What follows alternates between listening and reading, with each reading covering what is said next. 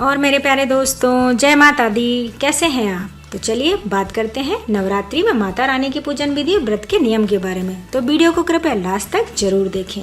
दोस्तों, सबसे पहले बात करेंगे नवरात्रि में पूजन विधि के बारे में। नवरात्रि हिंदुओं का प्रसिद्ध त्योहार है। इस पर्व को पूरे भारत में मनाया जाता है। नवरात्रि के दौरान देवी दुर्गा के 9 रूपों की पूजा की जाती है। शास्त्रों के मुताबिक सबसे पहले भगवान रामचंद्र जी ने समुद्र के किनारे 9 दिन तक दुर्गा माँ का पूजन किया था और इसके बाद ही वो लंका की ओर बढ़े थे, जिसके बाद उन्होंने युद्ध में विजय प्राप्त की थी। पुराणों में नवरात्रि की महिमा का बहुत गुणगान मिलता है।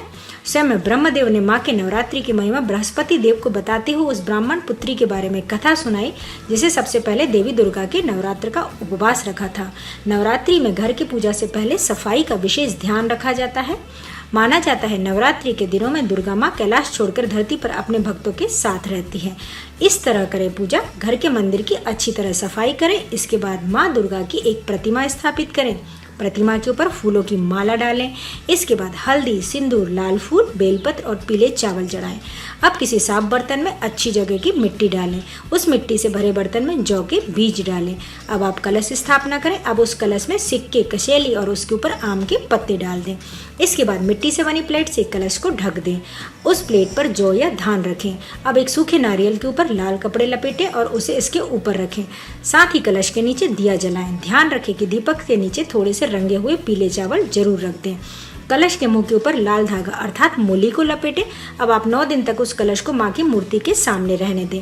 वहाँ पर गंगा जल छिड़के। अब आप एक अखंड दीप जलाएं जो पूरे 9 दिन और 9 रात जलना चाहिए। माँ के सामने मिठाई, फल और घर का बना नवरात्रि का व्यंजन रखें। इसके अलावा माँ के सामने देवी स्तुति, दुर्गा कवच पढ़ें। बाद में पान के पत्ते पर कपूर डालकर माँ दुर्गा की आरती करें। माँ का भोग लगाया हुआ प्रसाद घर के सभी लोगों को खिलाएं। नवरात्रि के व्रत के नियम के बारे में। नवरात्रि के व्रत में अनाज नहीं खाया जाता। पूजा के स्थान पर स्वच्छता का खास ख्याल रखना चाहिए। व्रत में केवल एक बार ही भोजन करना होता है। व्रती को पूर्ण रूप से सात्विक भोजन या फलाहार करना चाहिए।